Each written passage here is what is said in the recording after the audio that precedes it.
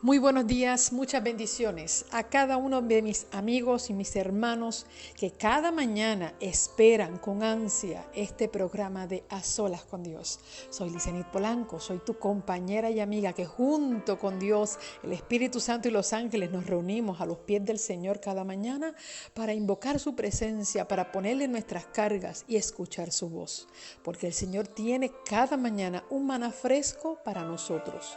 Y eso venimos comiendo ese maná, alimentándonos del pan del cielo, porque la palabra de Dios es poderosa y tiene el sabor del cielo que nos da a nosotros paz. Y nos hace producir en nosotros esos frutos del Espíritu tan inexistentes en la vida de tantos cristianos, pero que sin ellos es imposible agradar a Dios. Por eso buscamos en su palabra ser alimentados y ser sembrados en fe para que podamos dar amor, gozo, paz, paciencia, benignidad, bondad, fe, mansedumbre y templanza. Comparto con ustedes los consejos del Salmo 41, que es el que estaría correspondiendo para el día de ayer, que lo sustituimos por el 115, y dice así: Dichoso el que se preocupa del pobre, el Señor lo librará en el día malo. El Señor lo guardará y preservará su vida. ¿Será feliz en la tierra? No lo entregará a la voluntad de sus enemigos. El Señor lo sustentará en el lecho del dolor, lo sostendrá en su enfermedad. Yo dije: Señor, ten misericordia de mí, sáname, aunque contra ti he pecado. Mis enemigos hablan mal de mí preguntando: ¿cuándo morirá y perecerá su nombre? Si vienen a verme, hablan mentira. Su corazón amontona iniquidad y al salir fuera la divulgan. Reunidos murmuran contra mí todos los que me aborrecen. Contra mí piensan mal diciendo: una mala enfermedad se apoderó de él. Cayó en cama y no se levantará más. Hasta mi amigo íntimo en quien yo confiaba, el que comía de mi pan, alzó contra mí su talón. Pero tú, Señor, ten misericordia de mí. Levántate y les daré el pago. En esto sabré que te agrado, en que mi enemigo no triunfe sobre mí. En cuanto a mí, tú me sostienes en mi integridad y me pones ante ti para siempre. Alabado sea el Señor, el Dios de Israel, por los siglos de los siglos. Amén y amén. Que podamos nosotros también tener una noción tan poderosa de que el Señor es el que nos levanta, el Señor es el que nos sostiene. Y aun cuando el agravio venga de ese íntimo amigo, de esa persona en la que tú confías, la misericordia del Señor será sobre ti y Dios le dará a cada cual el pago de acuerdo a su corazón y a sus obras. Y por eso podremos decir con toda tranquilidad y toda paz: alabado sea el Señor, el Dios de Israel, por los siglos de los siglos. Amén y amén. Dios te bendiga. Buenos días a todos los que ya se están conectando. Bienvenidos a nuestro programa mañanero A Solas con Dios, que tiene el mismo horario cada día. Recuerden que no va a haber cambio para los fines de semana, sino que todos los días estará siendo a las 6:30 de la mañana, hora de Puerto Rico, 5:30 de la mañana al este de los Estados Unidos, y así sucesivamente hasta llegar a la hora Pacífico, 2:30 de la mañana. Dios te bendiga. Buen día.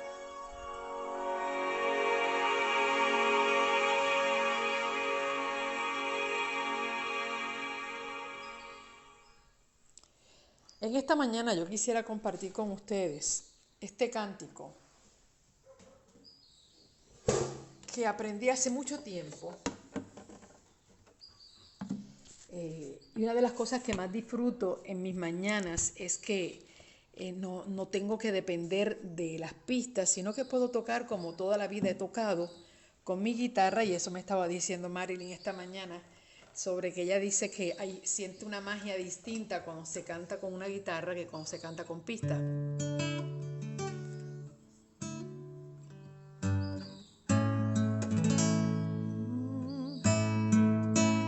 Pero yo quiero decirle que la magia está porque se puede sonar, se puede disfrutar la letra, como ella decía. Así que yo quiero cantar con ustedes. No sé si ustedes lo conocen.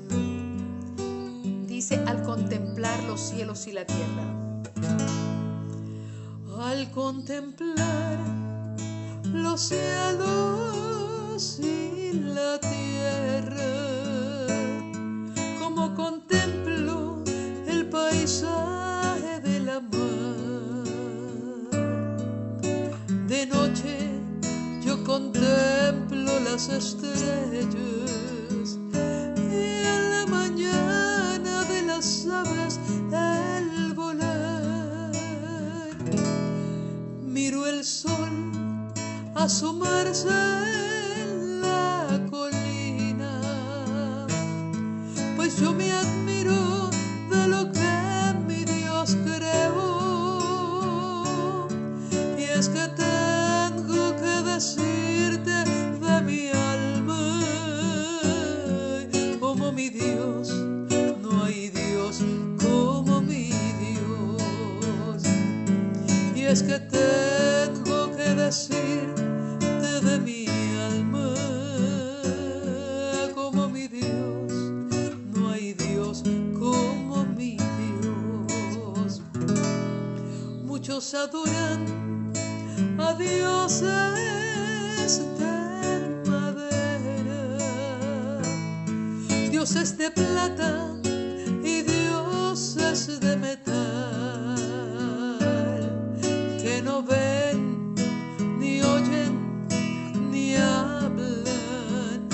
Como no andan, los tienen que cargar. Pero mi Dios tiene un trono allá en los cielos. Es un Dios vivo que contesta la oración. En la presencia de mi Dios tiembla la tierra. Como mi Dios, no hay Dios como mi Dios. Y en la presencia de mi Dios tiembla la tierra. Como mi Dios, no hay Dios como mi Dios.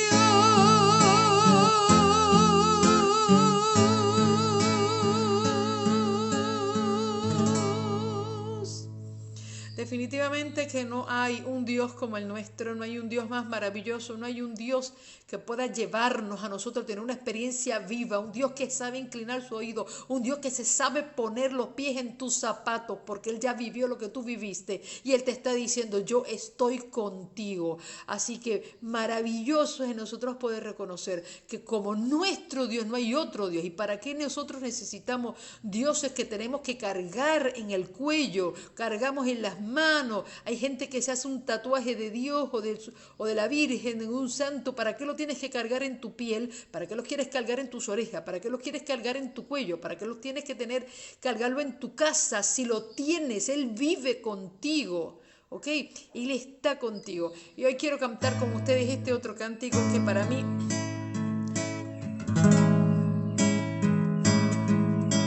es maravilloso, porque nuestro Dios no tiene que ser cargado. Nuestro Dios lo que tenemos que cargarlo es en el corazón, es en la vida, es en el alma, en nuestra manera de vivir. Ahí es que cargamos a Dios. Si los vientos te obedecen, si la mar por ti se calla, porque hay hombres que dicen que tú no vives. Si la tierra tú la riegas con la lluvia de los cielos, porque hay hombres que dudan tanto de ti. Es mi anhelo que las flores le dijeran a los hombres por cuál manos todas ellas fueron creadas. Desde luego entenderían que sin ti no existiría lo más bello que en el mundo puedan ver. ¿No ves el agua fluir con la cual tú sosiegas la sed que aprisiona tu boca, y la sombra de un árbol la cual te regala descanso? Pues entonces, ¿por qué te preguntas si hay un creador? Si quieres, vete a contar cada estrella que alumbra lo negro de un inmenso cielo. Si no puedes, confiesa que Dios es real, no es un cuento. Es que es muy grande, no se puede negar. Yo sé que Él vive, pues lo veo en la risa de un niño cuando voy pasando, y al oír el bramido del mar que me dice cantando. Y hay un Dios verdadero que hizo toda la creación.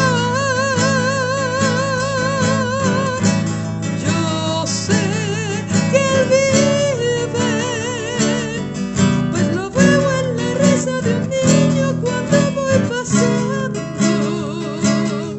y al oír el bramido del mar que me dice cantando que hay un Dios verdadero que hizo toda la creación. Tú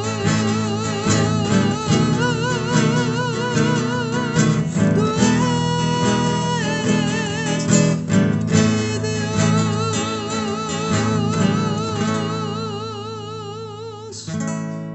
mi Dios.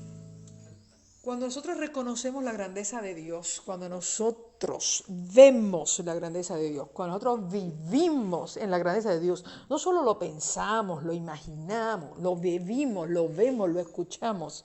Señores, pero ¿quién se queda callado? El que se queda callado es porque no le conoce. Una vez escribí un pensamiento que dice que la manera en que tú alabas a Dios demuestra cuánto lo conoces. Y creo firmemente lo que escribí. Nuestra manera de alabar a Dios revela qué conocemos de Dios, cómo conocemos a Dios, cómo es nuestra relación con Dios. ¿Por qué? Porque si tú le temes, jamás le vas a cantar. Si no lo conoces, no lo tienes que agradecer. Pero cuando tú le amas, cuando tú le conoces, cuando tú le agradeces, cuando tú has visto su gloria, mire, señores, el corazón se le llena a cualquiera de un gozo que no quiere parar, no quiere detenerse. Así que vamos a conocer a ese Dios para poder alabarlo con todo el alma, con toda la vida, con todo lo que tengamos. En esta mañana quiero, de paso, me quedo sorprendida porque el tema de hoy de Éxodo y el de Salmos 41 tiene un gran paralelismo, ¿ve? Y no lo buscamos porque se supone que el 41 lo leyéramos ayer, pero ayer cambié otro que estaba a tono con el tema que iba a dar. Pero en el capítulo 41 de Salmos dice aquí: dichoso el que se preocupa del pobre, el Señor lo librará en el día malo, y el Señor lo guardará y preservará su vida, será feliz en la tierra, no lo entregará a la voluntad de sus enemigos. Es decir, que aquellos que han aprendido a ser generosos y a extender su mano más allá de sus necesidades. Y esto es lo grande, que tú puedes tener una necesidad y decir, wow, Señor, pero yo estoy en tremenda necesidad. Y descubrir que hay gente que tiene menos que tú. Ya te encontraste millonario. Y es una cosa tan linda que de lo que alguien te da a ti, tú puedas picarlo y puedas darle a otro. Y entonces tú vas a descubrir que no te quedaste con menos. Al contrario, tú tienes más. Porque el Señor te va a multiplicar lo que tú diste y vas a sentir la satisfacción de haberlo compartido con otro que lo necesitaba. Así que esto es, aquí dice aquí que dichoso el que se preocupa, porque el Señor en el día malo lo va a librar y lo va a guardar y le va a preservar la vida. Y aún más dice en el versículo 3, el Señor lo sustentará en el lecho de dolor y lo sostendrá en su enfermedad. Es decir, que aún aquellos, aquí no está diciendo que las personas que son dadivosas y bondadosas no se enferman. No, eso no lo dice aquí. La gente bondadosa, fiel, la gente misericordiosa, la gente que ha compartido, se enferma, igual que los demás. Pero aquí la promesa es que cuando esté en el lecho del dolor, el Señor lo sustentará y lo sostendrá en su enfermedad. Eso sí lo que dice aquí. No dice que no se va a enfermar, dice que se va a enfermar, pero que el Señor lo va a sostener, ¿ve? Y no lo va a entregar a la voluntad de sus enemigos. Versículo 4. Versículo 4 hasta el versículo 7 habla acerca de la actitud de los enemigos. Y David tenía muchos. Quizás nosotros no tengamos tantos enemigos como David, porque David dedicó tantos salmos a pedirle a Dios que lo librara de sus enemigos, porque tenía tantos, ¿ok?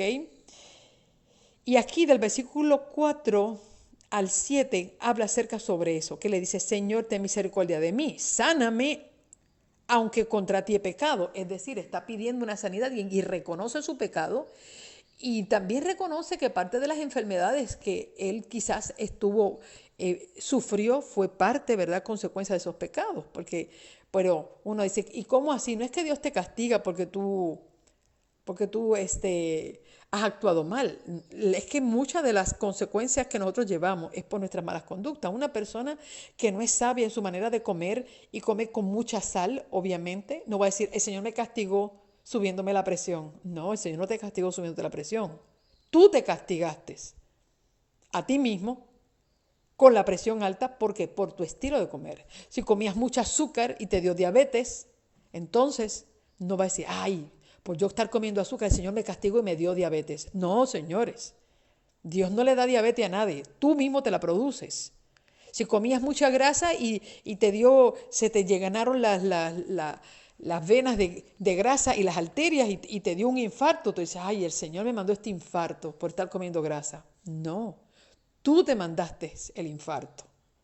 Esas son las consecuencias de nuestras conductas, ¿ve? Si una persona es promiscua sexualmente y le dan enfermedades venéreas, he escuchado gente que dice, el Señor me castigó con esta enfermedad venérea. No, Dios no te castigó con esta enfermedad venérea. Tú te la buscaste, tú mismo la produjiste. Si no, de no ser así, no la tuvieras. ¿Ve? Entonces, estamos viendo que estoy en el Salmo 41.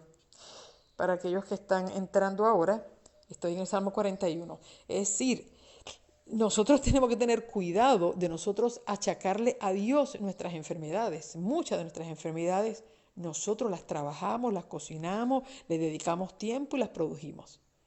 No podemos decir que estas enfermedades son causa de un castigo divino. No. Ahora mismo el descongelamiento de los polos. Dice, bueno, pues Dios está castigando a la gente por todos los aerosoles que tiran al aire y con el problema de invernadero y todo este problema climatológico que hay. Bueno, pues no es que Dios no te está mandando ningún castigo, es que nosotros estamos produciendo esto, nuestro estilo de vida, el desacuerdo mundial que hay para poder proteger y cuidar el ecosistema en el que vivimos y que nuestro planeta pueda respirar tranquilamente, pues entonces estamos viendo que esto es un efecto de nuestras acciones. Pero siempre se ha presentado de que Dios es el que envía directamente, que si Dios envía directamente algunas cosas, sí, claro que sí. Dios envió un diluvio. El diluvio no cayó porque ellos hicieron un efecto invernadero en el cielo. No. Hay cosas que son claras y cuando Dios habla de las plagas, Él las envía. Él no fue que utilizó los efectos naturales del clima para mandar 10 plagas a Egipto. No, Dios envió 10 plagas a Egipto. Decir que totalmente Dios no toca ni envía nada, eso es contradictorio. O sea, nosotros no podemos poner la Biblia a pelearse en contradicción. Hay cosas que vienen directamente de la mano de Dios. Y cuando vienen ya Dios las advierte. Dios antes de enviarle las plagas a Egipto se las advirtió. Y las 7 plagas de las cuales habla Apocalipsis ya Dios las ha advertido. Y cuando esas cosas lleguen, ya Dios advirtió señales de su venida. Que si habrá guerras y rumores de guerras y habrá peste, que es lo que tenemos ahora, y habrá terremotos en todos los lugares, ya Dios lo advirtió. Esos son señales. Esas señales de su venida vienen como efecto de la desobediencia a la ley de Dios. Esos son efectos. Las señales de las cuales habla la Biblia son efectos de las conductas humanas, de la inmoralidad, de las decisiones de los hombres. Esas señales de la venida de Jesús. Pero las 7 plagas son otra cosa. Y yo veo que mucha gente confunde las señales de la venida de Cristo con las plagas de Apocalipsis. Son 2 cosas diferentes. Son 2 cosas diferentes. Las plagas serán los castigos que Dios envíe directamente a la tierra después de haber sellado a su pueblo. Después de haber sellado a su pueblo, porque esas plagas no le caerán al pueblo de Dios, sino solamente a aquellos que decidieron voluntariamente seguir el pecado. Las señales de la venida de Jesús, que es esto que estamos viendo, esto que estamos viviendo, esta pandemia, todos estos huracanes, todos estos terremotos, estos incendios, esta debacle moral, estos conflictos bélicos entre las naciones, estos conflictos políticos dentro de las mismas naciones y entre naciones, estos son señales de la venida de Cristo. Pero estos son efectos de las decisiones y del pecado que la gente decide hacer. No confunde una cosa con la otra. Ahora, las enfermedades que nosotros padecemos, algunas de esas enfermedades son sencillamente porque nosotros hemos producido estas enfermedades. Y una de las cosas que queremos posteriormente ir educando es cómo nosotros tener una vida saludable y cómo evitar las enfermedades tomando decisiones correctas, asumiendo una posición correcta ante la alimentación, cómo utilizar los recursos de la naturaleza para nosotros vivir mejor. Entonces estamos aquí viendo que cuando David está hablando, él está hablando, Señor, ten misericordia de mí, sáname, aunque contra ti he pecado. Él tiene que reconocer que parte quizás de esa enfermedad que está viviendo es por ese pecado o esa mala conducta que ha hecho. Mis enemigos hablan mal de mí preguntando, ¿cuándo morirá este? ¿Y cuándo perecerá su nombre? Es decir, los enemigos se estaban alegrando de la enfermedad de David y dice, bueno, estamos esperando que se muera. Si vienen a verme, hablan mentira, su corazón amontona iniquidad, al salir fuera la divulgan. Reunidos murmuran contra mí y todos los que me aborrecen contra mí piensan mal diciendo, una mala enfermedad se apoderó de él, cayó en cama y no se levantará más. Es decir, los enemigos veían como que esta enfermedad que tenía David era una acción directa de Dios, como que Dios estaba castigando a David. Y él le decía, una mala enfermedad se apoderó de él, cayó en cama y no se levantará jamás. Hoy en día mucha gente también piensa eso y hoy ese va a ser el tema de hoy en Éxodo. Vamos a estar hablando de las maldiciones generacionales y qué es verdad y qué es mentira de todo lo que se dice. Y aquí se entendía, los enemigos pensaban que era una acción directa de Dios, no lo veían como una consecuencia, sino como una acción directa de Dios y estaban diciéndole a él, bueno, no se va a levantar, a le cayó una maldición arriba y no se va a levantar. Entonces dice, hasta mi amigo íntimo en quien yo confiaba, el que comía de mi pan, alzó contra mí su talón. Uf. Y esto es duro, ¿verdad? Esto fue lo que le pasó a Job, que los 3 amigos íntimos de él, al cual dice que él pensaba que venían a darle consuelo y ánimo en medio de la crisis en la que estaba viviendo Job. Job es de esas personas de las cuales las cosas que le ocurrieron a Job no fue por causa de su pecado. Dios no lo estaba castigando por su pecado. Job fue una clase aparte. Job fue una clase aparte de cómo los justos sufren sin razón. Porque no había una razón para que sencillamente fue Dios utilizó a Job como una prueba de fe ante todos los ojos de los demonios, de Satanás, de los ángeles que nunca cayeron y fueron fieles. Ante el universo, Dios utilizó a Job como que no hay excusa para pecar, aun cuando estemos en un mundo de pecado.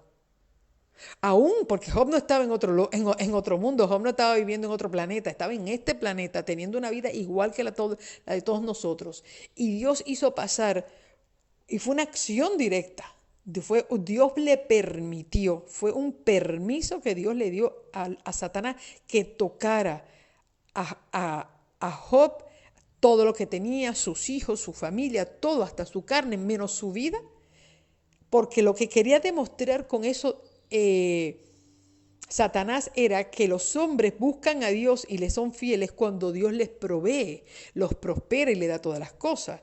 Y Dios le dijo, sí, eso es lo que tú piensas, que mis hijos a mí me son fieles, me aman y me buscan porque yo les proveo. Bueno, pues yo te voy a probar que no, que tú estás equivocado. Y sin razón ninguna yo te voy a permitir que tú toques la vida de Job para ver si él me maldice.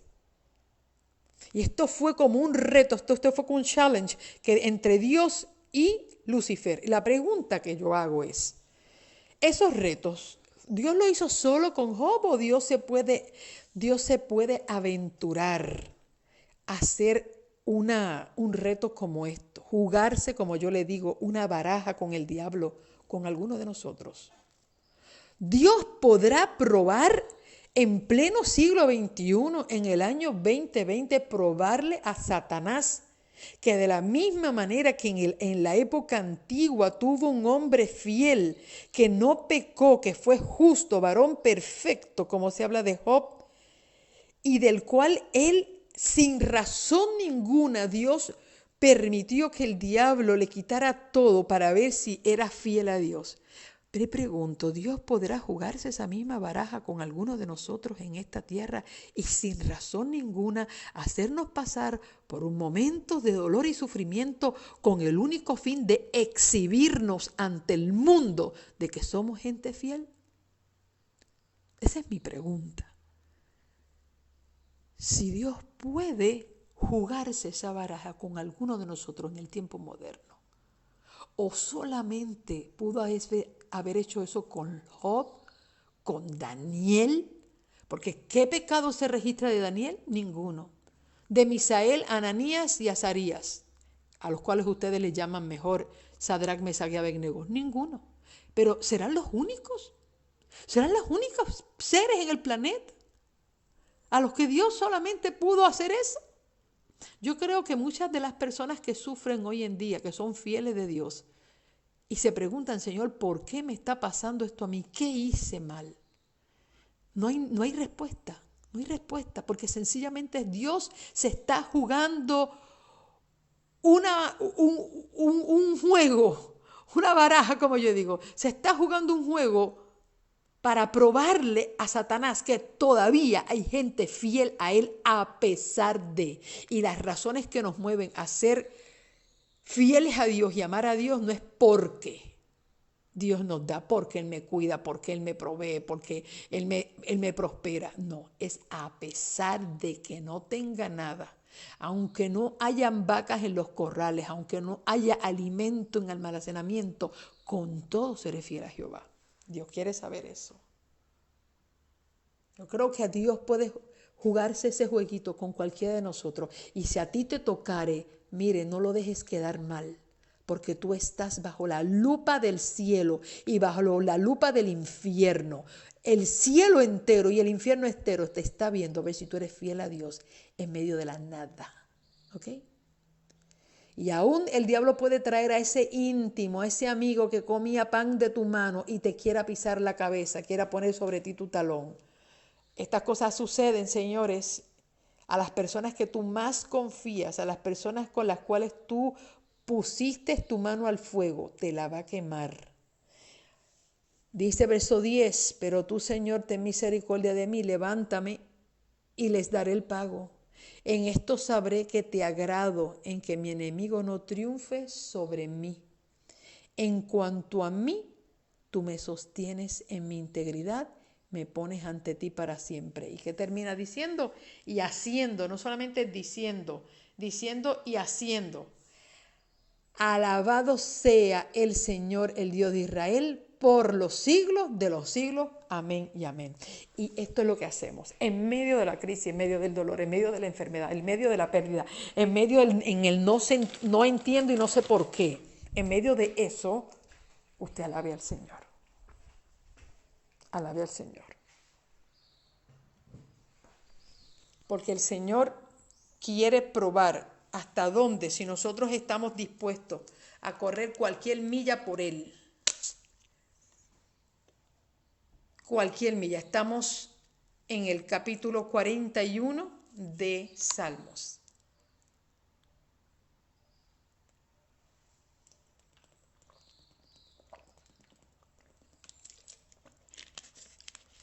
Así que oramos al Señor en esta hora, le presentamos nuestras peticiones y entramos al libro de Éxodo, al tema de hoy, que está bien poderoso. Creo que nos vamos a tomar 2 días, hoy y mañana, para poder tocar, y estamos todavía en el segundo mandamiento. Así que oramos al Señor en esta hora. Bendito Padre, gracias por esta mañana, gracias porque nos da la oportunidad de levantarnos temprano a buscar tu rostro. Gracias por la fidelidad de este grupo, de estos hermanos, de esta iglesia sin paredes, en la que hacen de cada mañana una plataforma de fe. Y lo primero que hacemos, Señor, es darte las gracias, porque estamos vivos, porque nos das la oportunidad de mirar un cielo y ver cómo amanece. Y poder, oh Dios, recrearnos y poner nuestras cargas en tus manos y recrearnos en ti, y poder alabarte y reconocer tu grandeza y tu poder. En tus manos, Señor, pongo el estudio de hoy. Queremos ser guiados por tu Espíritu, que nos guíe a toda verdad. Esa fue la comisión que le diste al Espíritu Santo, para que cuando Él venga, Él los guiará a toda verdad y le enseñará de lo mío y se los hará saber. Señor, ayúdanos a ser conducidos por el Espíritu Santo. Y que, oh Dios, el tema de hoy pueda despertar nuestras conciencias ante una realidad que a veces hemos vivido en ignorancia tanto tiempo con ella. Ayúdanos a llevar esto al nivel más alto de nuestra vida y reconocer que tú eres un Dios de una sola palabra y esa palabra es verdad y es vida. Que así sea en el nombre de Jesús. Amén y amén. Bien, les invito a que pasemos al libro de Éxodo, al capítulo 20. Vamos al capítulo 20, verso 5. Y vamos a la segunda parte del mandamiento número 2, que es donde estamos estudiando, que dice: no te harás imagen ni ninguna semejanza de lo que hay arriba en el cielo, ni abajo en la tierra, ni debajo del agua. No te inclinarás a ellas ni las honrarás. Y ahora da la razón por qué. Porque yo soy Jehová tu Dios. No quiero que te hagas imagen de nada. Porque yo soy Jehová tu Dios fuerte y celoso, que visito la maldad de los padres sobre los hijos hasta la 3ª y 4ª generación de los que me aborrecen. Y ahí me quedo. Ya el versículo 6 ya pertenece a mañana. Yo les dije que voy a ir con calma y sin prisa. Si usted nunca había entendido los 10 mandamientos, le llegó el tiempo de entenderlo hasta donde mi capacidad me dé. Lo que mi capacidad no dé, usted lo investiga por usted mismo, ¿ok? Yo estoy tratando de darle todo, no lo estoy tratando de ocultar nada. De todo lo que mi capacidad me pueda dar, así yo voy a compartir con ustedes. Aunque esto requiere mucho esfuerzo, trabajo, tiempo de investigación, llevo desde muy temprano escribiendo y escribiendo, pero confiamos en Dios que sea de beneficio para ustedes. ¿Qué quiere decir esto? Mire, lo que primero está diciendo es, lo primero que Dios establece en los mandamientos de quién es Él. Él es Jehová que nos sacó de casa de servidumbre. Por lo tanto, Él no admite, esto es en el primer mandamiento, no admite otro Dios que no sea Él. ¿Por qué Dios está diciendo? Porque las otras naciones tenían dioses, tenían deidades, ellos acababan de venir de Egipto. De hecho, yo les expliqué a ustedes que las deidades que protegían a los egipcios estaban talladas y grabadas en los postes y en el dintel de las puertas de sus casas. Y los hebreos que vivían en casas egipcias, también en sus casas estaban esas deidades. Y yo expliqué en clases anteriores que por qué Dios mandó a poner sangre del cordero en los postes y en los dinteles de la puerta, para borrar con esa sangre esas deidades, y con eso era un símbolo de borrar esas deidades de la mente y del corazón de los egipcios. Como quien dice, estas deidades no tienen poder para liberarlos a ustedes de la esclavitud. Es la sangre del cordero quien tiene el poder. Por lo tanto, por eso se puso esa sangre en los postes y en el dintel de la puerta, como quien dice, yo soy el que te libero, no son esos dioses. Así que los hebreos se habían acostumbrado a una religión politeísta, que era la que se llevaba en Egipto, igual que todas las naciones cananeas y posteriormente babilónicas y los romanos y los griegos, y hoy en día se cree muchas personas tienen religiones politeístas, incluso dentro del cristianismo. Dentro del cristianismo se tiene a Dios como Dios, pero también hay quien tiene por santo la Virgen de la Guadalupe, la Virgen del Pozo, la Virgen María, la Virgen de allá de este otro país, allá en Europa. Hay quienes le piden a San Martín de Porres, hay quienes le piden a San Marcos, a San Pedro, a San Judas Tadeo. Es decir, sí hay politeísmo dentro del cristianismo. ¿Por qué? Porque se le pide, se le ruega, se le adora a otros dioses. Y esto es lo que justamente Dios está en contra. El capítulo 1 dice, no quiero otros dioses, pero tampoco quiero que te hagas figuras de adoración de nada, ni aún ni de mí mismo. Porque cuando dice de lo que esté arriba en el cielo, habla de Dios. Dice, no quiero que te hagas figuras para que las adores, ni te inclines a ellas ni las adores. Ahora Él da la explicación. ¿Por qué? Porque yo soy Jehová tu Dios. No necesitas de esas estatuas, no necesitas de esas imágenes para tú comunicarte conmigo, porque yo soy Jehová tu Dios. Y ahora Él da dos características que Él tiene. Él es fuerte y Él es celoso. En su fuerza, Él te está diciendo, tú no necesitas otro Dios más que yo, porque yo soy suficientemente fuerte y poderoso para liberarte de tus enemigos, protegerte, cuidarte y proveerte de cada cosa que tú necesitas. Celoso. Ahora la palabra celoso no es este celo humano que nos da a nosotros, que cuando nos da un ataque de cuernos, como decimos vulgarmente en nuestros países, entonces nosotros no nos ponemos bravos. No, el celo de Jehová es que Él busca la fidelidad. Este celo de que tú eres mío y que yo soy tuyo.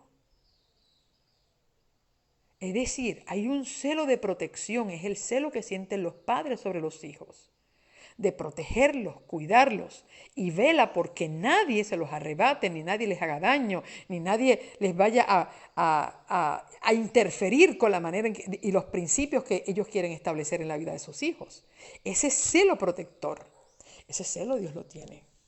Y Dios cuando dice, tú eres mi pueblo, no es que yo te voy a compartir con otro, ni quiero que tú me seas infiel adorando a otros.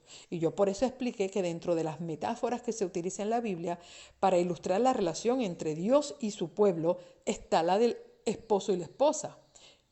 ¿Por qué? Porque ahí hay una relación ahí hay un vínculo de unidad y fidelidad.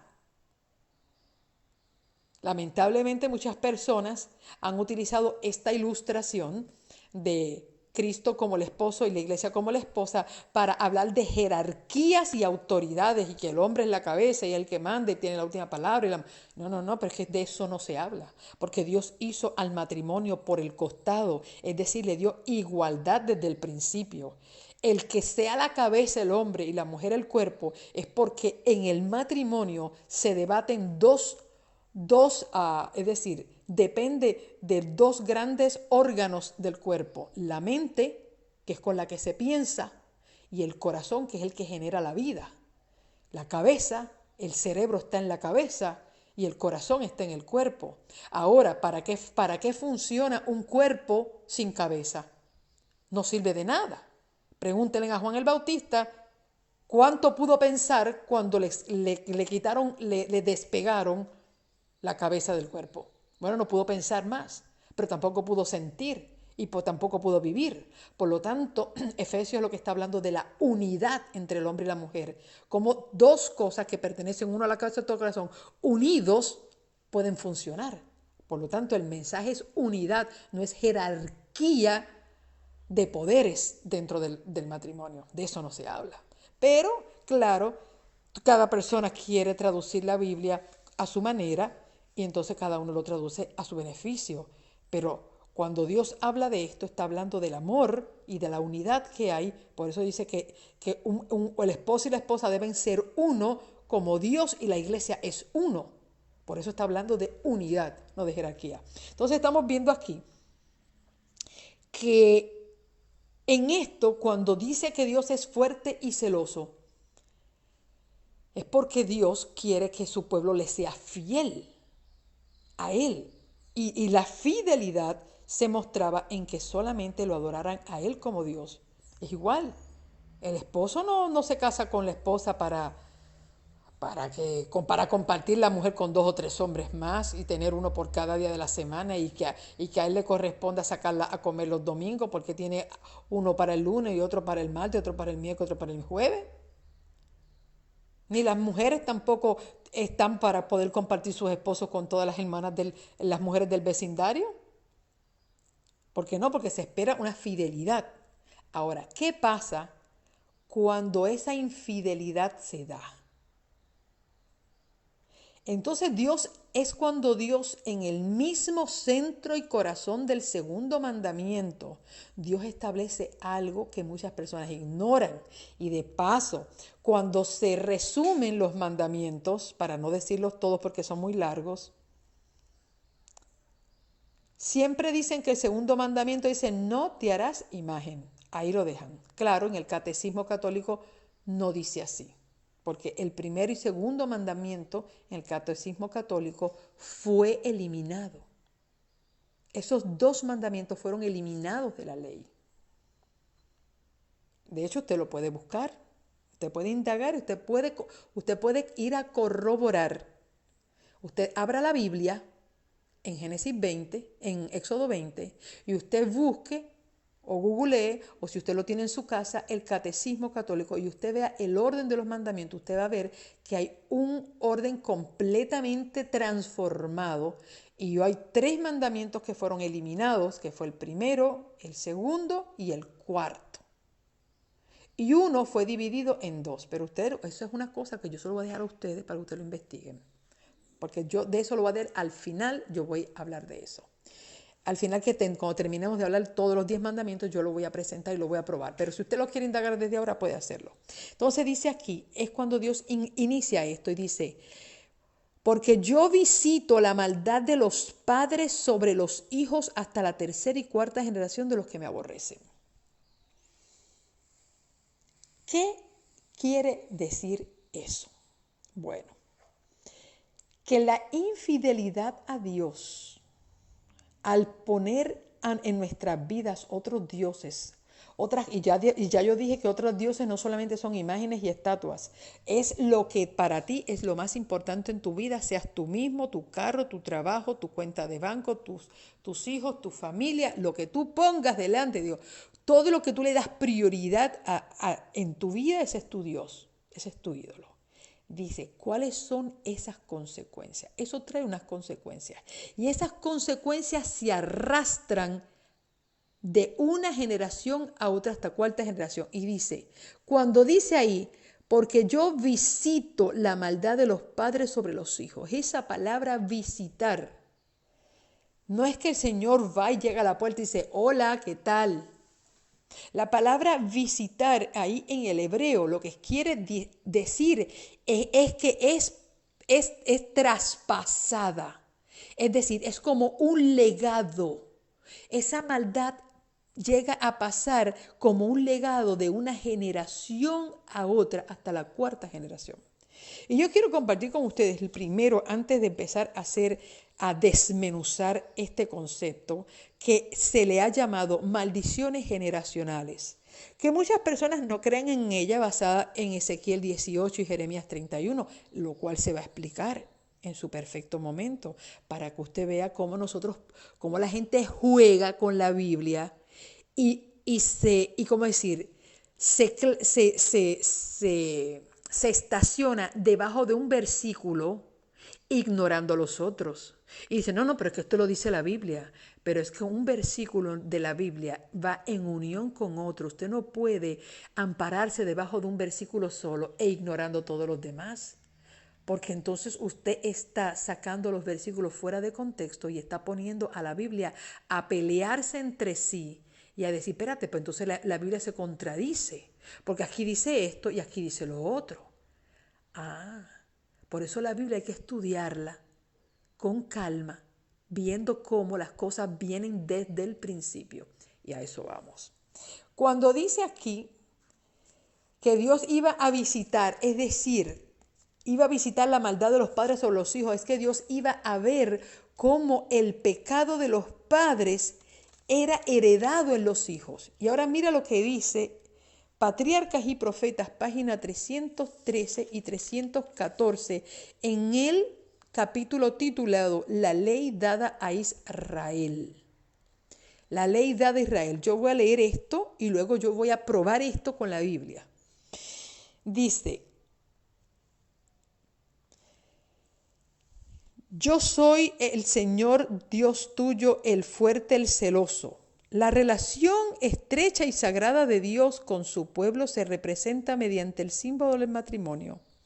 Puesto que la idolatría es adulterio espiritual, el desagrado de Dios bien puede llamarse celos. Que castigo la maldad de los padres en los hijos hasta la tercera y cuarta generación de aquellos que me aborrecen. Es inevitable, escuchen bien lo que dice aquí, es inevitable que los hijos sufran las consecuencias de la maldad de sus padres, pero no son castigados por la culpa de sus padres, a no ser que participen de los pecados de estos. ¿Me están comprendiendo? ¿Me están siguiendo aquí? Dice que es inevitable que los hijos sufran las consecuencias de los pecados y las maldades de sus padres.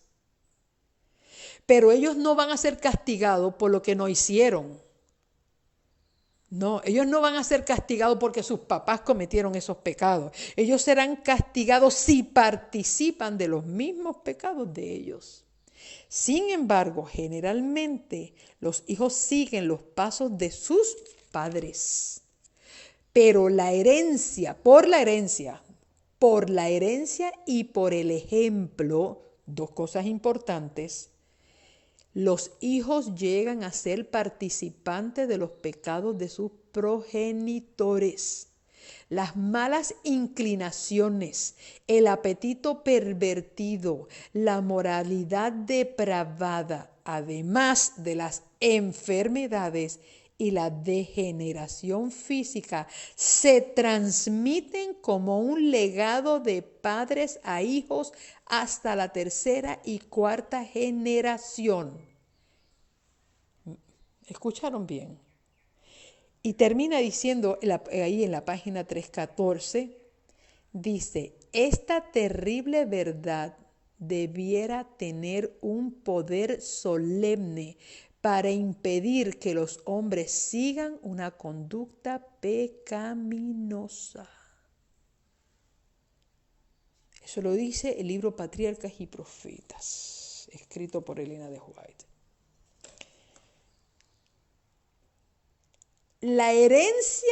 Por la herencia y por el ejemplo, los hijos llegan a ser participantes de los pecados de sus progenitores. ¿Y qué heredan? ¿Qué heredan y qué ven? Las malas inclinaciones, el apetito pervertido, la inmoralidad, las enfermedades, la degeneración física. Para que usted vea. Negar esto, Señor, es negar que la ley existe. Para usted negar esto y decir, no, eso no es verdad. No, eso no es verdad. Quizás eso era así en el pasado, pero eso no es ahora sí. No, perdóname.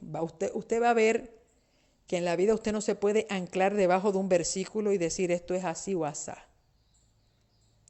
Por eso me estoy tomando el tiempo, hace 2 años atrás, que yo expliqué esto. Y se formó un revolú. Porque yo sabía, bueno, imagínate, eso es como traer una idea nueva y la gente piensa que esto es una idea loca. No, esto no es una idea loca, esto es una idea bíblica. Y lo vamos a probar. ¿Cómo nosotros podemos ver esto a través de la Escritura? Bueno, yo los voy a invitar a ustedes, déjame ver qué tiempo tengo para saber cuánto tiempo me voy a tomar hoy y cuánto tiempo me voy a tomar mañana. Y si me tengo que tomar otro día más, lo tomo, porque yo quiero ir con calma, no necesito ir corriendo. Yo quiero que usted tenga bien claro un lápiz y un papel y una libreta para que usted vaya escribiendo. Aunque usted no me ven, pero usted tiene buena imaginación, ¿ok? Y yo los voy a llevar a ustedes a través de la genealogía bíblica iniciada desde Adán, ¿ok? Y usted me va a poner allá arriba maldiciones generacionales como título y vamos a ver cómo estas maldiciones generacionales comienzan a desarrollarse desde Adán y Eva. Vamos a ver si esto que Dios puso en el mismo corazón del segundo mandamiento y como consecuencia esta maldad que se visita, esta herencia comienza cuando los hombres y las mujeres le son infieles a Dios, poniendo otros dioses delante de él. Fíjate que esta cláusula Dios no la puso debajo del 4.º mandamiento, ni debajo del 5.º mandamiento, ni debajo del 9.º mandamiento. La puso dentro del 2.º mandamiento que tenía que ver con la adoración de otros ídolos y de imágenes. Porque esto es ese pecado de poner otros dioses delante de Dios. Para Dios eso es reventarle el alma, porque eso es infidelidad espiritual. Mire si para Dios esto es importante o no. Que pone esta cláusula de maldiciones generacionales. Debajo de esas maldiciones generacionales, usted me va a poner Adán y Eva. Por ahí vamos a comenzar. Vamos a comenzar Adán y Eva. Adán y Eva, el primer pecado que cometieron fue desobediencia. Ese es el primer pecado. Debajo de Adán y Eva ustedes me van a poner desobediencia. ¿Ok? Ese fue el primer pecado que cometieron Adán y Eva. Y ese pecado está en el libro de Génesis, para que usted tenga la cita bíblica, ¿verdad? Para que no diga, espérate, ¿de dónde se está sacando esta señora esto? Bueno, pues vamos a la Biblia porque la Biblia lo dice. Ahí en el capítulo 3, todo el capítulo 3 habla de la desobediencia, cuando Dios le dijo, no comas, y comieron, no toques, y tocó, ¿ok? Génesis capítulo 3, ok. El segundo pecado que ellos experimentaron, es decir, que van a ir, se van a ir heredando poco a poco, es el tirarse la culpa, es que haya disensión entre la pareja, entre la familia, haya división. ¿Dónde usted ve eso? Pues ahí mismo en el capítulo 3, en los versículos, versículos 11, 12 y 13. Ahí está cuando Adán y Eva se echan la culpa. Dios le pregunta a Adán, bueno, ¿y quién te enseñó que estabas desnudo? Y él le dijo, bueno, es que ¿acaso comiste del árbol? Y él le dijo, bueno, la mujer que tú me diste, ella fue la culpable. Ok, así que el primer pecado es desobediencia, el segundo comienza a culparse unos a otros. Ok. Y el otro es la vergüenza de la desnudez. Ese está en el versículo, capítulo 3, en el verso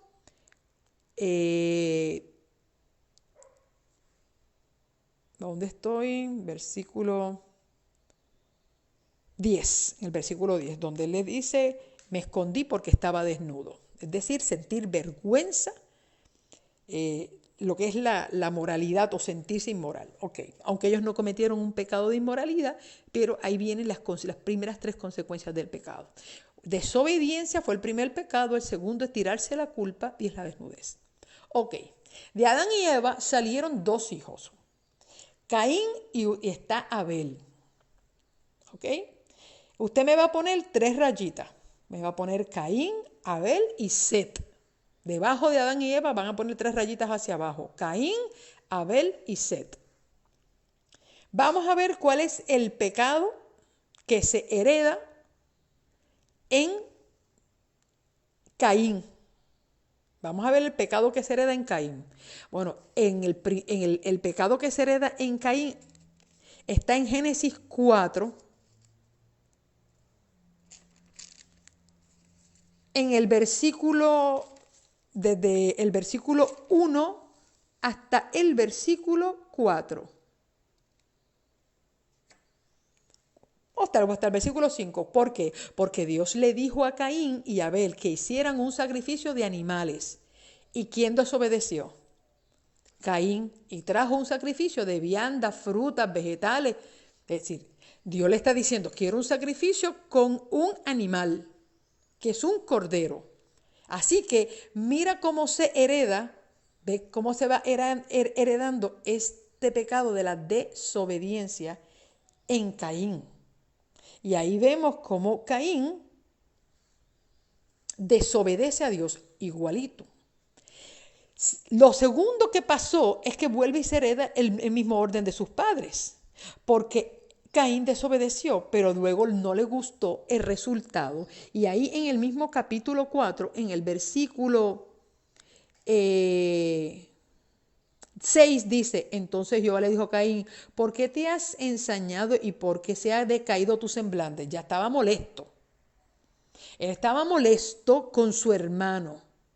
Si bien hicieres, serás exaltado, y si bien no hicieres, el pecado está a la puerta. Con todo esto, a ti te será tu deseo, y tú te enseñorearás de él.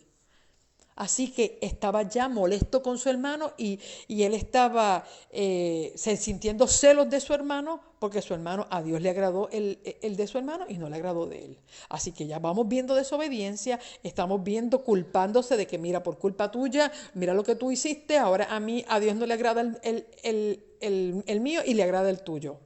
Ahora vamos al tercero, que este es nuevo. Es cuando dice en el capítulo 4, versos 8 y 9, que Caín mató a su hermano.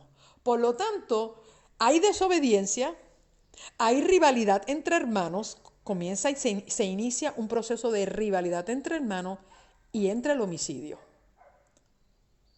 Y eso ocurre entre Caín y Abel. ¿Ok? Entonces, en la descendencia de Caín, todos estos pecados comienzan a darse. Que esto se hereda de parte de sus padres. Y en la misma descendencia de Caín, en el capítulo 4, verso 19, ahí habla que de la descendencia de Caín nace la poligamia. Y ahí usted va a encontrar la historia de Lamec, que Lamec, en el capítulo 4, verso 19, dice aquí, y Lamec tomó para sí 2 mujeres. El nombre de una era Ada y el nombre de la otra Sila. ¿Ve? Y no solamente hereda, es decir, viene la poligamia, que es un problema moral, sino que también nace el homicidio que se hereda de Caín. Porque mira lo que dice ahora en el versículo 26. Perdón, en versículo 24, y dice, si 7 veces, versículo 23, vamos. Y dijo Lamec a sus mujeres, Ada y Sila, oíd mi voz, mujeres de Lamec, escuchar mi dicho, que un varón mataré por mi herida y un joven por mi golpe. Si 7 veces será vengado Caín, Lamec en verdad 70 veces 7 lo será. Por lo tanto, no solamente se habla de la poligamia que inicia Lamec, sino que del homicidio de Lamec. Por lo tanto, estamos viendo que el pecado de Caín comienza a heredarse en sus generaciones. Ahora, fíjate algo. Yo te dije que pusieras a Set. Set es el sustituto de Abel.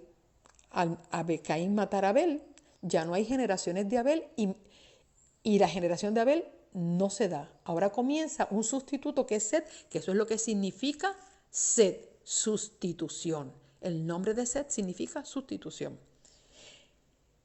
Y de la descendencia de Set comienzan a correr 10 generaciones, claro, comenzando con Adán. Si usted lo puede buscar, yo las voy a sencillamente a enumerar, las voy a mencionar. Hay 10 generaciones. Fíjate que cuando tú lees la Biblia, en los capítulos ahí de los descendientes de Set, que están en el capítulo 5, se le llaman los descendientes de Adán, no se menciona ninguno de esos pecados. No se menciona la mentira, ni la rivalidad entre hermanos, ni el homicidio, ni la poligamia. ¿Cuáles son esas generaciones? Bueno, ya tienes a Adán, tienes a Set. Debajo de Set está Enos, que fue el primer hijo de Set. Después de Enos viene Cainán, que es el primer hijo de Enos. Después de Cainán viene Mahalalel. Después de Mahalalel, Jared. Después de Jared, Enoc. Después de Enoc, Matusalem. Después de Matusalem, Lamec. Este es otro Lamec. Este no es el Lamec de Caín, el que tuvo dos esposas, no. Hay otro Lamec en la descendencia de Set. Y después de Lamec, Noé. Si usted cuenta cuántas genealogías hay desde Adán hasta Noé, hay 10. Adán 1, Set 2, Enos 3, Cainán 4, Mahalalel 5, Jared 6, Enoc 7, Matusalén 8, Lamec 9 y Noé 10. Ok, ¿qué pasó con Noé? Noé la familia de Noé fue la única familia justa que Dios vio en la tierra. Y fueron los únicos que se salvaron de los millones que habitaban la tierra antes del diluvio. Y en Enoc comienza nuevamente una nueva genealogía para la tierra. ¿Estás listo? ¿Me estás escribiendo? ¿Ok? Maridia me pregunta cómo saber los pecados de nuestros progenitores. Ya tú misma te vas a dar cuenta, porque estas son cosas que se ven en nosotros y en nuestros hijos.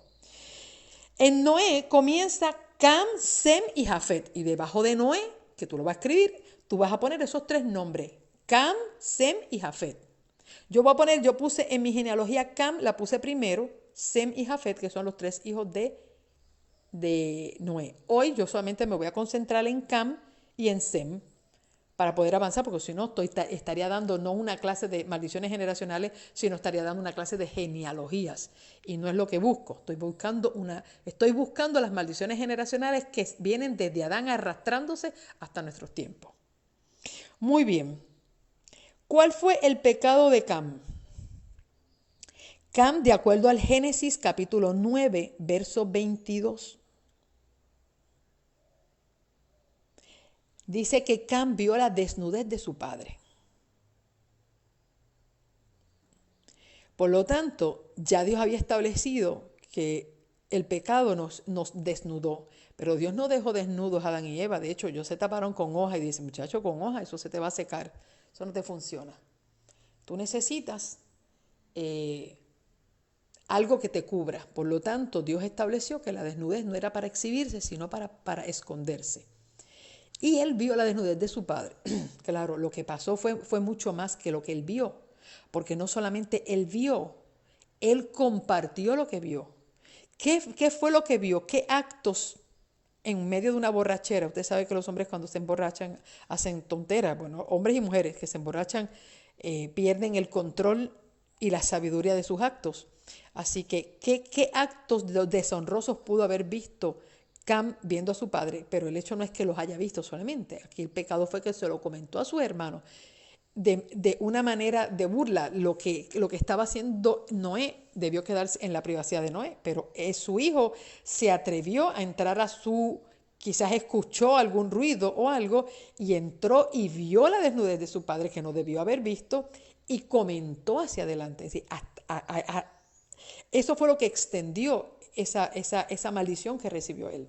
Ok, por lo tanto, de Cam, recuerde que de Cam van a salir todos los cananeos, por ejemplo, Sodoma, Gomorra, Zoar, todas las naciones de Babilonia, Jericó, todas nacen de Cam.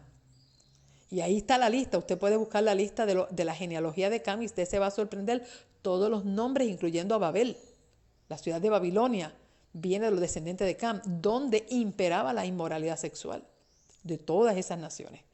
Y usted va a ver cómo eso, en ese pecado de Cam, ese pecado se puntualiza específicamente en todas las naciones que nacen de sus próximas genealogías, que era la inmoralidad sexual y de lo que estamos hablando, del politeísmo. Eran naciones politeístas donde la idolatría imperaba. Por eso todas esas ciudades de Canaán eran politeístas, eran idólatras y eran morbosas sexualmente, porque viene de esta descendencia de Cam, que por ahí comenzó el desliz, como yo digo, el desliz de Cam comenzó ahí. Ahora, Sem. Cuando comienza la familia de Sem, aquí la familia de Sem, la Biblia no declara cuáles eran los pecados de la familia de Sem. Y también hay 10. Hay 10 descendientes de Sem. Usted los va a poder buscar en la genealogía de Sem.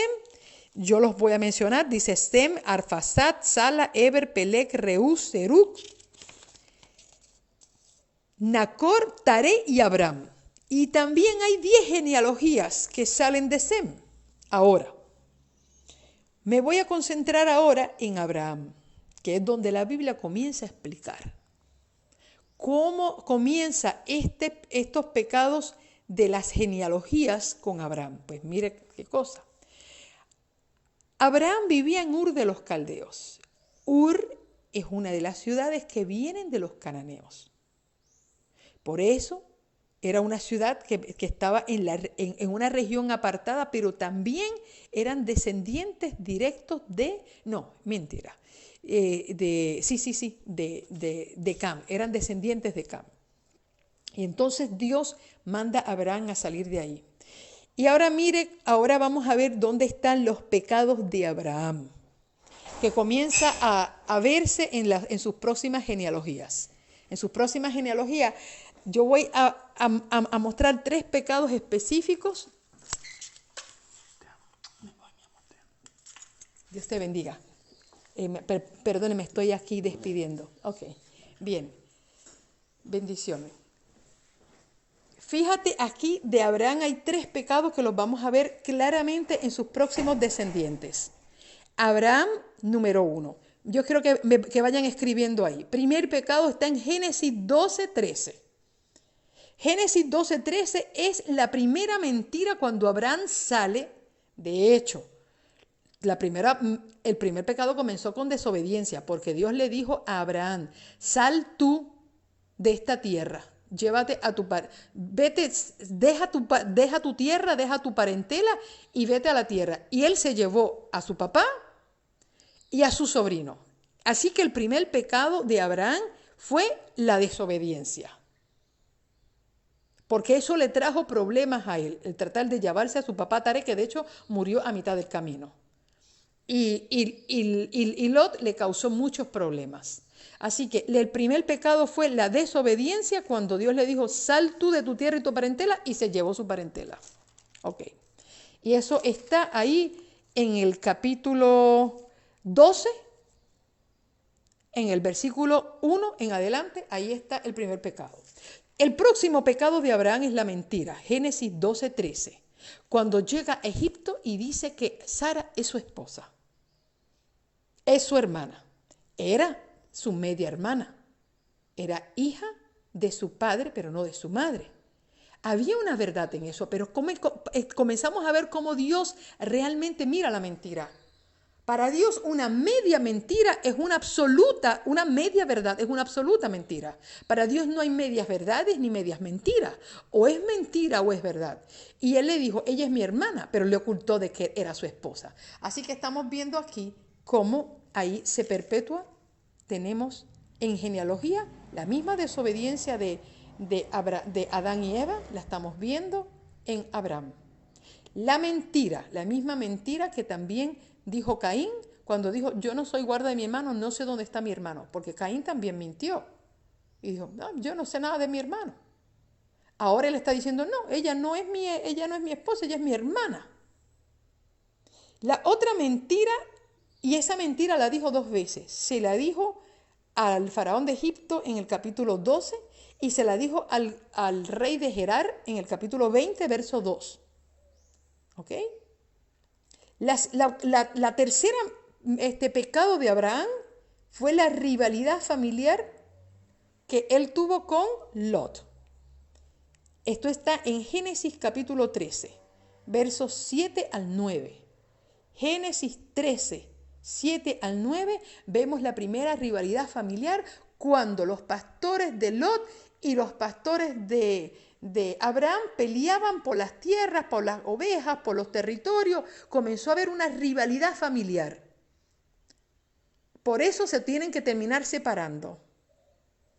Y luego, en el capítulo 16, Génesis 16, 3 al 5, es cuando ingresa Abraham la poligamia en su familia. Siendo descendiente, él no es un descendiente de Caín, tampoco es un descendiente de Cam.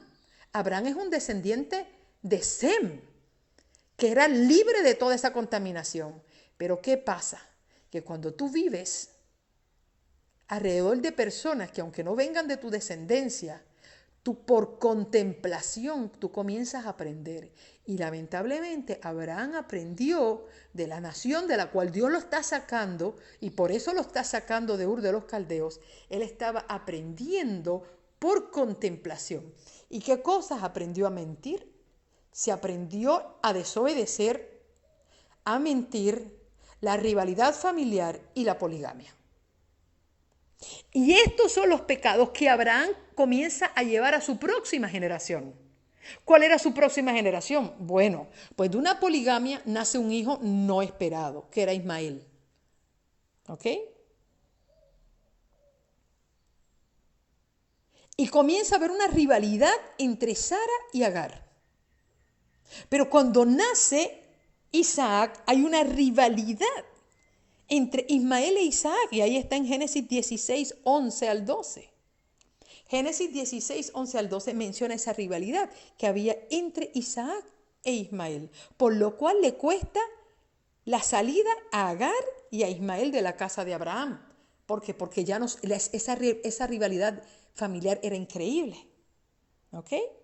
Por lo tanto, hay rivalidad entre los hermanos.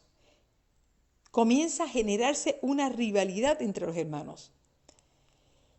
Y este pecado, tanto de la mentira como de la rivalidad entre hermanos, comienza y la hereda Isaac. Y voy a terminar aquí con Isaac. Mañana voy a tocar la otra genealogía porque ya el tiempo se nos ha ido. Recuerde que no solamente son conductas aprendidas, son conductas heredadas.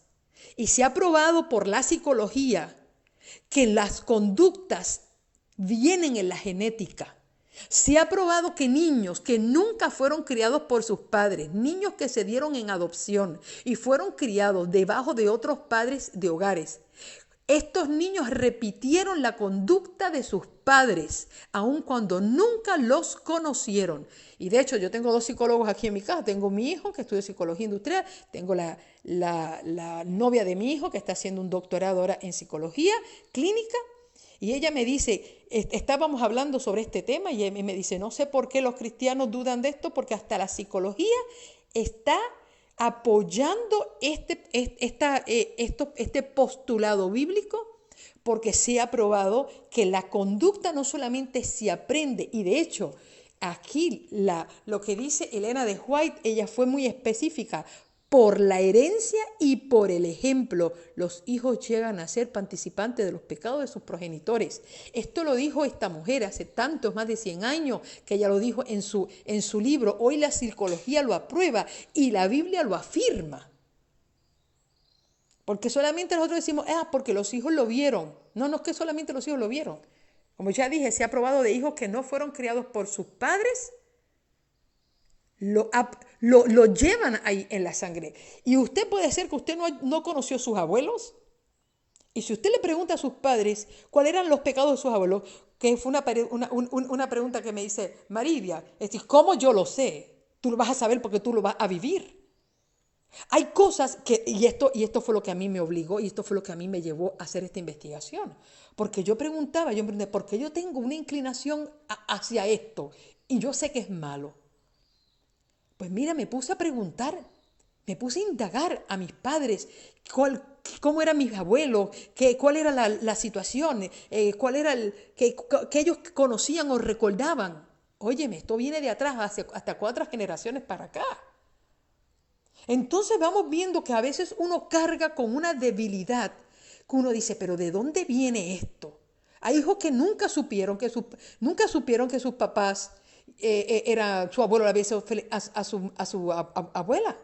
Pero hay familias que lo que es la infidelidad, la mentira, la rivalidad entre hermanos, el botar dinero jugando barajas, jugando topos, antes no se iba a casino, pero los hombres jugaban barajas, jugaban topos, jugaban cualquier cosa, botaban el dinero, el odio que había, a veces el ser ladrón, el ser mentiroso, el homicidio, la violación a las niñas, el toqueteo sexual a los niños, la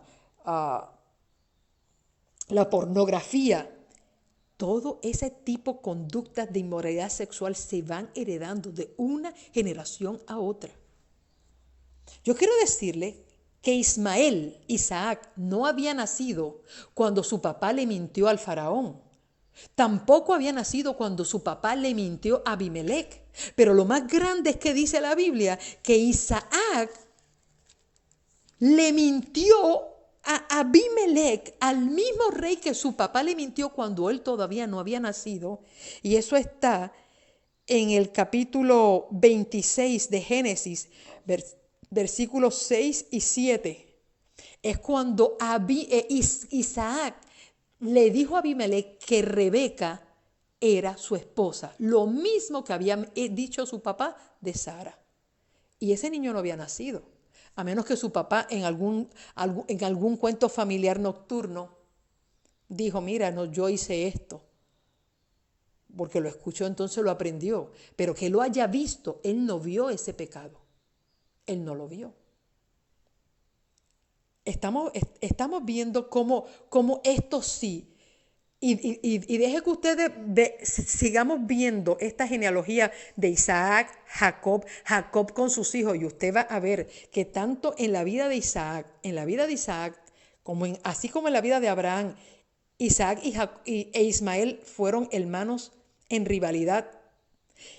Isaac, sus 2 hijos desde el vientre de su madre, que eso está ahí en Génesis 25, 21 al 23. Y 27:41, Génesis 25, 21 al 23 y 27:41, vamos a ver cómo esa rivalidad desde el vientre viene con Jacob y Esaú. Y eran niños, ellos ni sabían. Y Dios le dijo a Rebeca, y Rebeca le dijo, ay Señor, quítame esto, que yo que no tenía hijos y ahora tengo 2 y me voy a morir. Y le dijo, es que tú tienes dos naciones rivales que nacen ahí, que es Jacob y Esaú, y esos niños venían peleando desde el vientre. ¿Cómo es esto? ¿Dónde lo vieron? No me digas que lo vieron. Lo heredaron. Lo heredaron. ¿Ok? Y en el capítulo 27, ahí vemos cómo Esaú decidió matar a su hermano. Otro pecado que viene desde Adán, viene rodando la bola. ¿Ok? Viene rodando la bola. Decidió matar a su hermano y su hermano se tuvo que ir huyendo. Pero eso no fue el único pecado. Vemos que la mentira, ¿por qué? Porque de la misma manera que mintió Jacob, mintió Abraham, mintió Isaac de que su esposa era su hermana. Jacob mintió diciéndole a su padre que él era su hermano. Cuando le preguntó, ¿eres tú mi hijo Esaú? Le dijo, sí, yo soy Esaú. Y eso está en Génesis 27, 17 y 18. Por lo tanto, se hereda y se aprende esa conducta de Jacob, de Isaac a Jacob. Jacob se vuelve un mentiroso, también tiene rivalidad con su hermano. Y lo peor es que le toca vivir una poligamia, porque cuando Jacob se va huyendo, termina casado no con una mujer, sino con dos hermanas que se hacen rivales y dos siervas de sus esposas. Y termina casado con 4. ¿Usted me está viendo cómo esto está siguiendo? Como dice aquí, y yo visito la maldad de los padres o los hijos hasta la tercera y cuarta generación, y aquí solamente viendo de Abraham. Abraham es una generación, Isaac es 2 generaciones, Jacob es tercera generación, y los hijos de Jacob es la cuarta generación.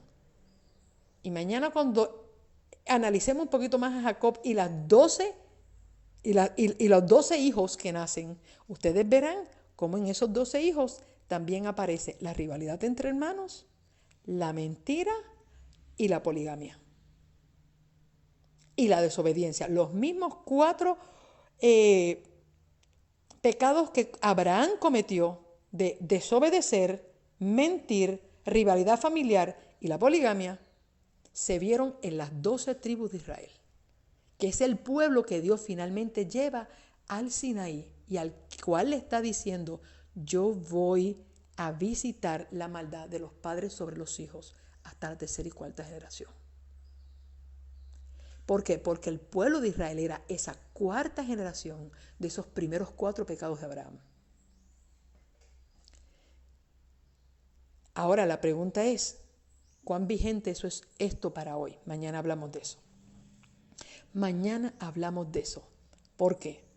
Porque si dice que ni una jota ni un tilde perecerá de la ley de Dios, y eso lo dijo Cristo, que ni una jota ni un tilde perecerá de la ley de Dios, ¿cómo ahora hay gente que quiere invalidar esa parte del mandamiento? Porque sencillamente no lo cree. Bueno, si no podemos invalidar ni una jota ni un tilde, menos podremos invalidar esta gran realidad que Dios visitará de la maldad de los padres sobre los hijos hasta la tercera y cuarta generación. Esta es la caja de Pandora que estamos abriendo durante esta semana, confiando en Dios, que el Señor va a traer bendición y va a traer sabiduría a este pueblo. ¿Por qué? Porque el pueblo que se está nosotros, que decimos que nos estamos preparando para la venida del Señor, tiene que liberarse de esta cadena de maldición generacional. Y hay una manera de cómo hacerlo. Y de eso también vamos a estar hablando.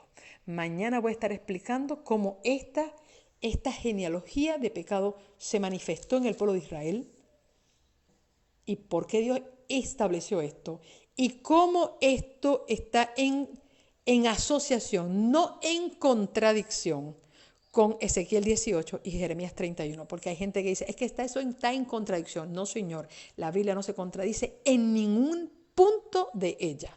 Todo es una pieza del gran rompecabezas de Dios. Dios te bendiga, gracias por estar conmigo, gracias a los fieles que han podido permanecer y a aquellos, ¿verdad?, que tuvieron que irse a sus trabajos. Yo sé que lo van a poder escuchar al final. Por favor, comparta este tema que estoy presentando aquí para beneficio de todos aquellos que necesitan escucharlo. Así que, alabado sea el nombre del Señor, oramos. Padre de amor, gracias porque tú nos hablas, porque tú nos quieres llevar de una dimensión a otra. Tú nos quieres sacar de las tinieblas a la luz. Hay mucha luz en tu palabra que nosotros no hemos visto. Abre nuestros ojos. Pon colirio sobre nuestros ojos para que podamos entender cuál es tu voluntad para con nosotros, a este pueblo nuevo de Israel que tú has levantado para que llevemos la luz al mundo. Oh Señor, ayúdanos a llevarla primero a nuestra vida. Segundo, a nuestra familia. Tercero, a nuestra propia iglesia. Y cuarto, al mundo. Que aprendamos a llevar esta luz desde el interior de nuestros corazones. Ayúdanos a dejar de mirar la paja que tiene el ajeno para dejar de ver la viga que tenemos nosotros. Enséñanos a mirar dónde nosotros estamos fallando, poder levantarnos de esas fallas y poder entonces buscar a Dios para que quite esas fallas en nosotros y ayudarle a otros a ser liberados. Dios bendice a cada uno de los presentes, aquellos que están escuchando en estos momentos y los que van a escuchar posteriormente a esta transmisión. Bendícenos a todos en el nombre de Jesús. Amén y amén. Gracias familia, gracias. Por favor, comparte. No solamente da el like. Esto no es, ustedes saben que yo no soy de las que les digan, denme like a esto, ¿no? Yo no voy detrás de los likes, yo voy detrás del conocimiento de la palabra. Ahora, si usted entiende, que usted comparta. Eso sí les pido, que comparta esto, que pueda ser que alguien lo necesite saber. Dios te bendiga y tengas un buen día.